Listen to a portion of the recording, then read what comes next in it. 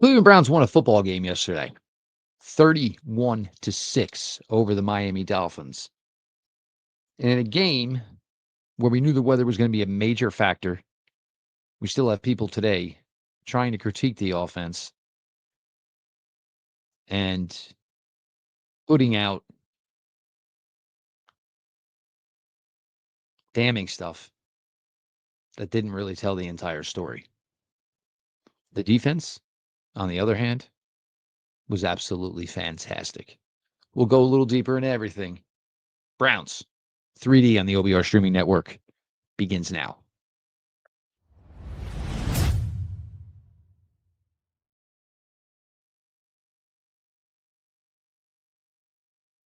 Welcome back, my friends, to the show that never ends, your daily delivery of all things Dog Pound. Browns 3D on the OBR streaming network. I am your host, Jeff Lloyd. We appreciate each and every one of you for all your time and your eyes and your ears coming on over to the OBR. Whether it's the OBR.com for the best Cleveland Browns written coverage there is, while you were there, look into the VIP access, ask the insider forums, ask the insiders, have your subscription bundled with Paramount Plus come January. I'm sure you saw the commercials yesterday. All the UFC action you can possibly stand. And everyone who continues to support us here at the OBR streaming network, beginning nightly at 6 p.m. Eastern with Browns 3D. Later on this evening, you will have Barry Lane, Pete Smith, Gang of Three. Make sure you stick around for that. And as always, make sure you subscribe to the OBR on YouTube. And of course, make sure you subscribe to the OBR over on Twitch. Now, going into yesterday's game, and I guess to be fair, I would say the weather was maybe a factor, probably for the first half, a little bit into the third. And I think the storm dissipated as quickly, or I should say quicker, than most had suggested. The way it was obviously told to us was basically the game was going to be an issue the entire day.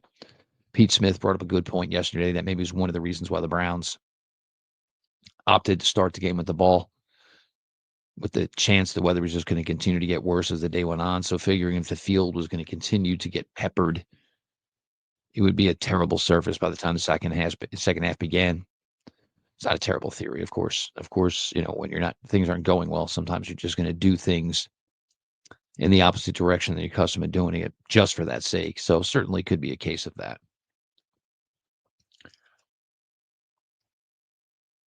Look, I understand there's people and they're paid to critique things like the Browns offense, the Browns defense, et cetera, et cetera.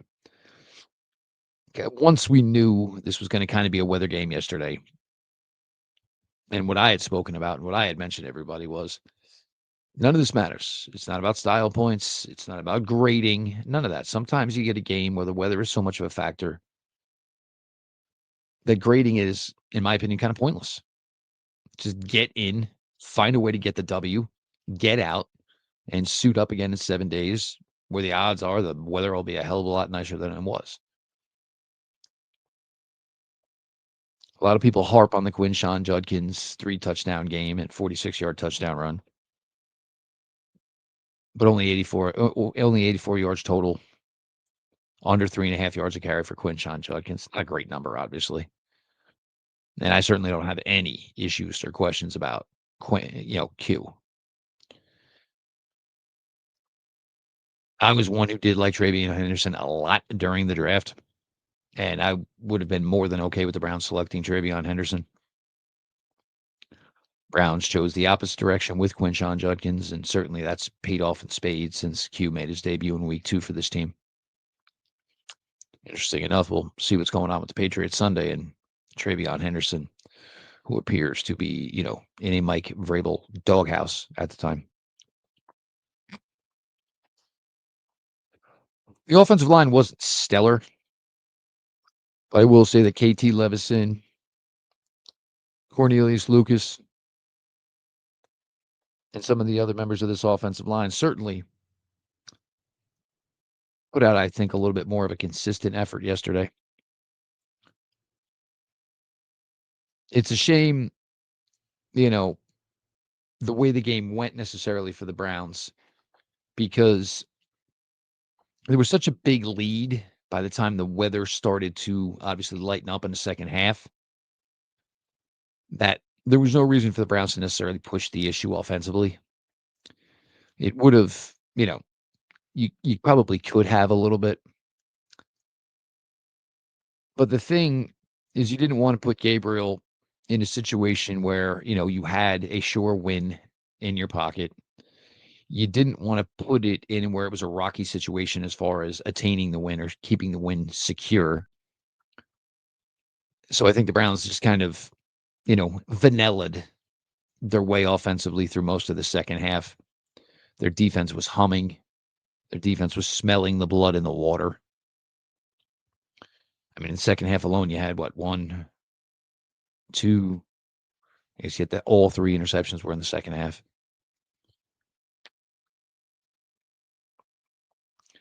And Dylan Gabriel, there are some positives here, and I think that's what's kind of frustrating me in regards to, a lot of the ways people have been viewing Dylan to this point.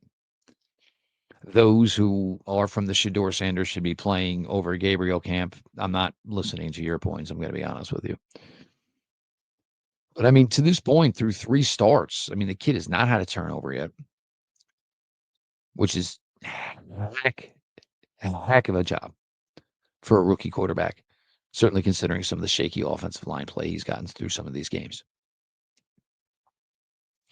I'm also not going to stand here and tell you that I think Dylan Gabriel is, ready to become the Cleveland Browns full-time starter, long-term starter. Now, anybody who knows me knows I didn't think that was the case with Dylan Gabriel in the beginning. But yes, I was pushing for Dylan Gabriel because I think he could have given you better play than Joe Flacco. Through 3 weeks and 0 turnovers, I feel pretty safe in my assumption that I think Dylan Gabriel could give you better play than Joe Flacco.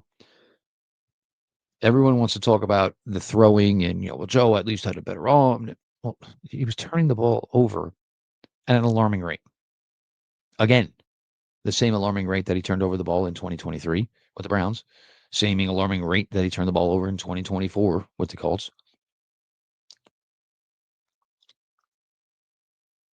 I think the guys like him. Seems to me like his teammates like Dylan Gabriel. And I'll be honest, seems like he's a very likable kid. Works hard. The technical stuff, the in the meeting rooms, on the practice field, all places where he excels. Seems like he's just a good overall young man. And I think the teammates are appreciating the effort and certainly the work ethic. But either way, to give Dale and Gabriel a fair chance to show himself and certainly to get this Cleveland Browns offense out of a box, you've got to open things up for this kid a little bit. He's got to be given an opportunity. I know New England is not going to be an easy test by any means whatsoever. But you know damn well Mike Vrabel, if he's got to put 11 in the box, he'll put 11 in the box to take the run away. You've got to do something to keep these people honest. And it's been well over 100 passing attempts. It's been 3 games. It's kind of take the time to take the chains off a little bit of Dylan Gabriel, and let's kind of look to see what more Dylan Gabriel can give you. And yes, unfortunately, that does mean even if it leads to Dylan Gabriel showing some flaws, some inconsistencies, some hiccups in his game, you've got to get it all. You want to get it all on tape. You want to be able to see everything that the young man can give you.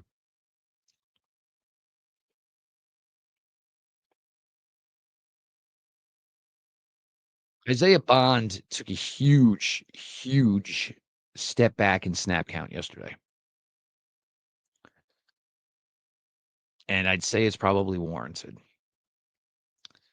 And while I think Bond could play a little better, I also think the state of the Cleveland Browns passing game is also not necessarily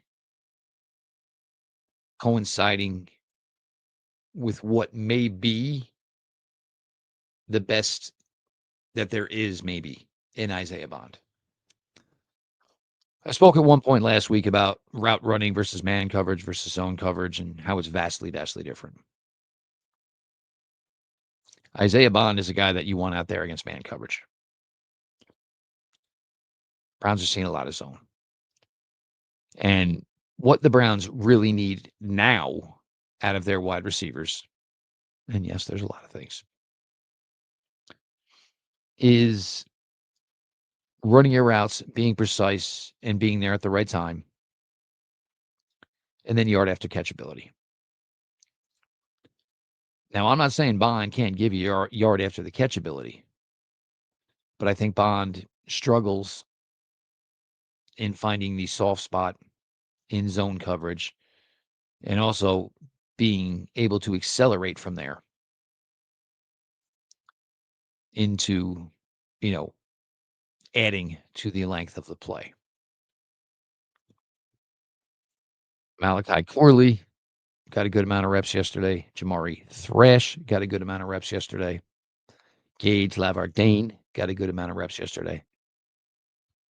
While Bond's number significantly came down. I'm not sure that this is necessarily going to change over the next few weeks. Because you got a whole bunch of receivers here with Bond, Thrash, Corley, Lavardane. And these guys are all kind of really at the same spot in their careers. Two of them rookies, two of them second-year players. Corley, due to his own self, probably didn't get the amount of reps he needed last year with the New York Jets. I've said often and been on record in regards to Jamari Thrash, the Browns did a tremendous disservice to Jamari Thrash and to themselves last year by not playing Jamari Thrash more. We're still in a period of where we're trying to find out what exactly Jamari Thrash is or what, in fact, Jamari Thrash can be, which is foolish, to be completely honest with you.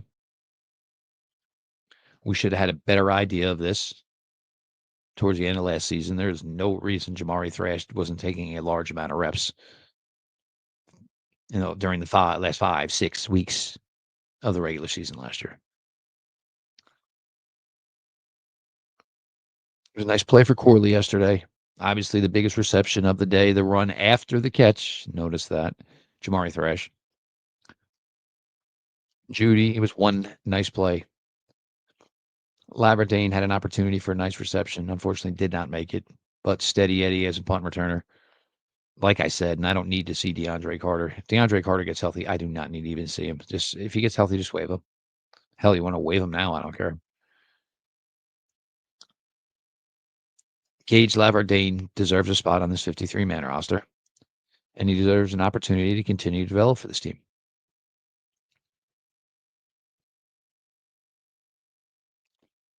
Dylan Sampson got a little more involved yesterday. And you just have to believe in regards to the Browns running backs. And I guess this is understandable when you have 3 rookie running backs. One of the most difficult things to come around and the most difficult things to master is pass protection, the correct way to do it, how to identify the pressure, how to identify which man is yours. Q, it's a little bit easier maybe to understand because if Q's on the field, he usually gets the ball. But it seems that their faith as far as that, in that regard, is Jerome Ford. It's not going to stop me from trading Jerome Ford before the trade deadline, though. I'd love to get Raheem Sanders on the field a little more. I think everybody was a tad bit excited after week 1, and now all of a sudden, certainly haven't seen him since. Fan in a couple of receptions. Played the whole game with only 2 tight ends that were active on the roster. Certainly shuffled in Whippler, shuffled in KT, shuffled in a lot of guys. And Lucas and Levinson and Whippler These are guys that are battling, and Cam Robinson, these guys are battling, for opportunities in 2026. So the excitement of, playing well yesterday, performing well yesterday, and yeah, a much needed win for that Cleveland Browns organization. It was huge for some of those guys who, yeah, they're playing for the week, they're playing for the month, they're playing for the 2025 season. But these guys are also playing and trying to get themselves a bigger opportunity in 2026. Everybody knows about the massive overhaul that's coming to this offensive line.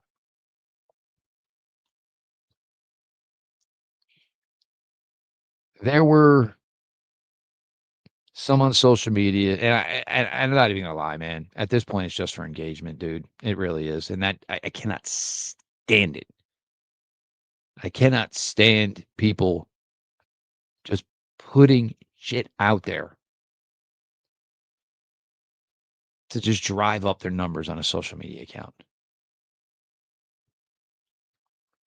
Why in the hell would Shador Sanders have gone into that game yesterday, other than to appease you people, the Sanders crowd? It was Gabriel's going to be his first NFL victory. You were going to take him out? Yeah, it was a blowout. But if you weren't going to let Gabriel really throw that often, what in the hell were you going to put Shador Sanders in the game for? To aggravate the crowd, have them boo when maybe Shador Sanders took, I don't know, 5, 6, 7, 8 snaps, and every one of them was a handoff? Like, what was that going to prove to anybody? But those of you doing it on social media, you know what you're doing, and, whatever, man. Get a second job. Get a third job. There's a lot of us who do this, put out content, and it's nice. I'm not gonna lie to you. It's nice to get paid a little money to do this type of stuff. But it ain't paying for everything. That's for damn sure. So we're all hustling. Multiple jobs. So, if you want to use Shador Sanders to hopefully, hike up your bank account at that, whatever, man, knock yourself the hell out. You're seen through. Trust me. You were seen through.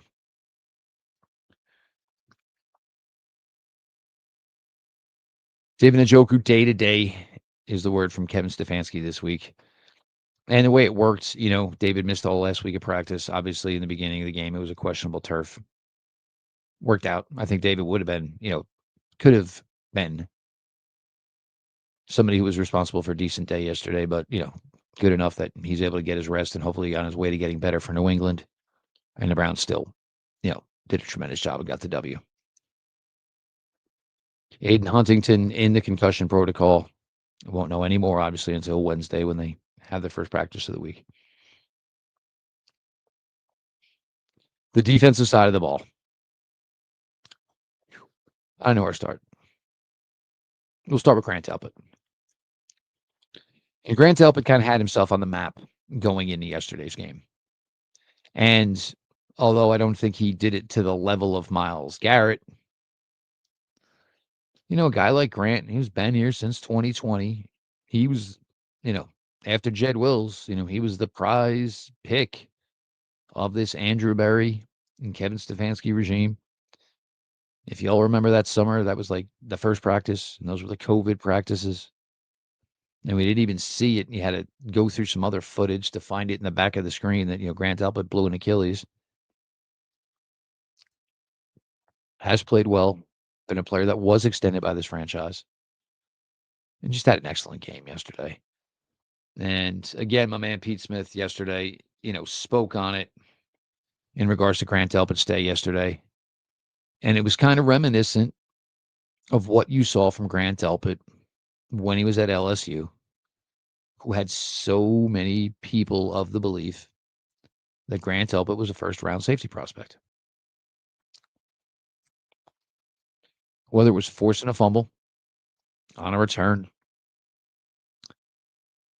whether it was the sack on Tua, whether it was an almost second sack on Tua that forced Tua into a terrible Terrible decision on a throw to Rayshawn Jenkins. The absolute blast on Washington on 3rd and 8 at about 6.5 to 7 yards. He came back into the game, so, good from that standpoint that, he didn't get knocked out of the game. But, I mean, that was a ball in chest, defender, hit man with ball going no further. Grant lit him up well. Certainly, spoke well after the game about his excitement. Had a little fun on social media as well. Grant Delpit is playing on a Pro Bowl level right now this season for the Cleveland Browns. He's always been an active and solid player on this defense. But Grant Delpit is really, really playing extremely well this season.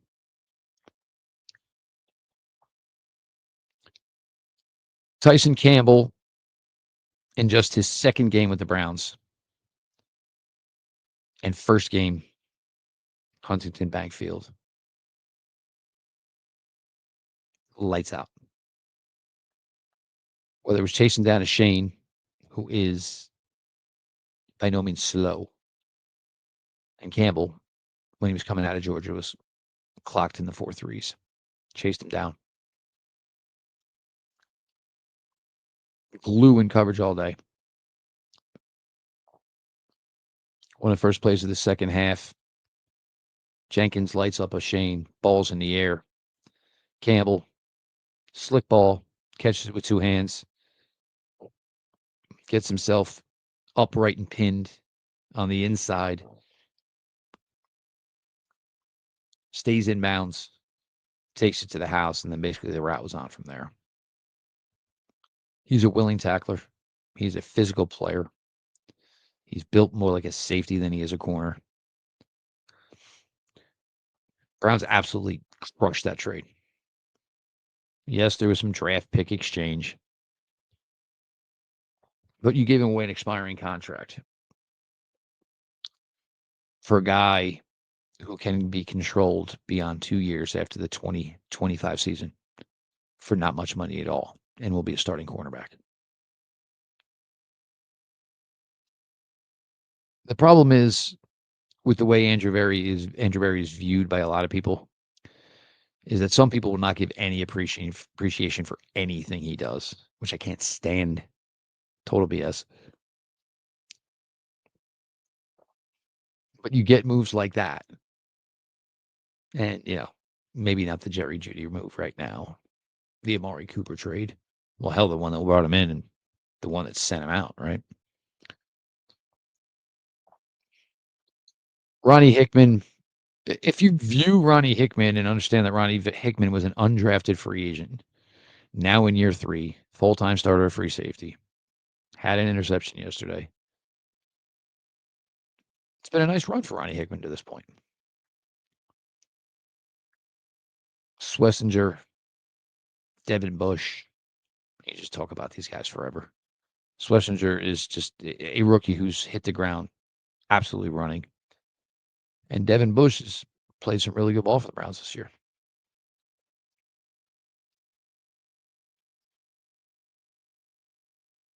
Alex Wright. Can we get this man a contract extension, please?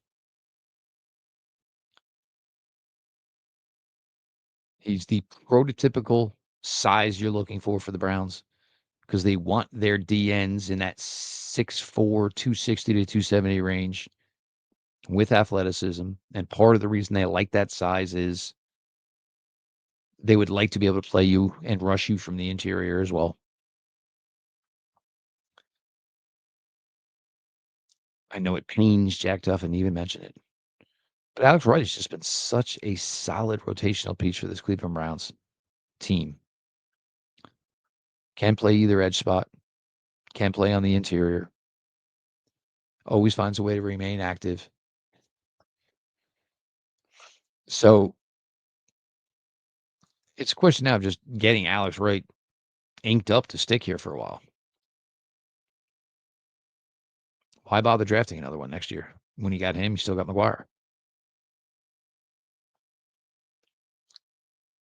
Miles had a little more life to him yesterday. And look, Miles can say these words and say these things and talk about, how it's difficult when the team's not playing well. And I get it. I truly do 100%.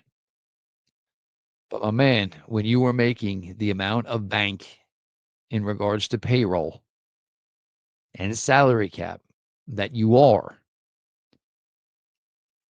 it's not a good look. Oh, okay. Oh, are we missing some things on the offense?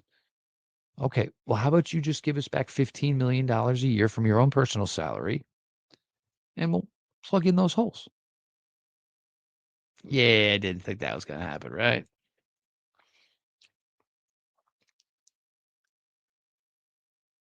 Mason Graham had a nice one yesterday.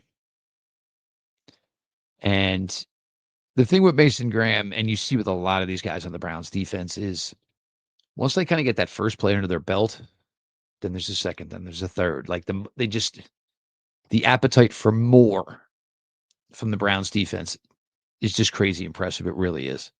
And then they just kind of get, again, like sharks, blood in the water, man. And they just go, go, go, go, go. And which is right up, of course, the alley of Jim Schwartz. He's an animal himself. He's not going to, he will absolutely release the hounds. Schmidt, still successful, still getting it done. Ones are missing in Detroit, and obviously, the week one jitters. Schmidt been solid since. None of this changes anything as to how this team is probably viewed for the rest of the season. I'd say that's fair. If you want to say the Browns might be one of the better, if not best teams of the bad bunch of teams, I'd say that's fair. Extremely strong defense. An offense that's certainly lacking. And the reason the Browns are here is because they don't have the quarterback. It's pretty simple, guys. We knew it wasn't going to be solved. They could have thrown as many Joe Schmo middle of the road names at it as they did, like Flacco, like Pickett, like Gabriel, like Shador Sanders. None of it was going to be a big enough name, or a big enough game to make an overall difference. New England this week. Jets. Bye week after that. I'm sorry, bye week before the Jets. Be nice to get this one against New England this week. It really would, because then you can have that bye weekend. Get yourself feeling nice and good about yourselves after a 2-game win streak and an extra week off. This team's just got to stay consistent. And I love that Joe Batonio basically said, man, we got throttled by Kevin Stefanski. As they should have. Can't be soft in the NFL. And that was kind of the general feeling after the Steeler games, that the Browns offense just got soft. So yesterday, obviously a great day. Heads up, everybody happy. But in Cleveland Browns world, we know how this goes, people. Even if it's a 7-day high off a win, one loss leads to a 3-week 21-day hangover after the loss. I have a bunch of stuff for you the rest of the week, of course.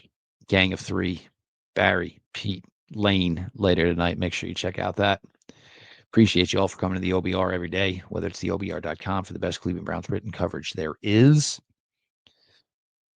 While you're there, looking at the insider access, insider forums, ask the insiders, have your subscription bundled with Paramount Plus. And for all the continued support for the OBR streaming network, again, we are always thankful. We are always appreciative. Make sure you subscribe to the OBR over on YouTube. Make sure you subscribe to the OBR over on Twitch. This has been your daily delivery of all things Dog Pound. Browns 3D on the OBR streaming network. And we will talk to y'all tomorrow.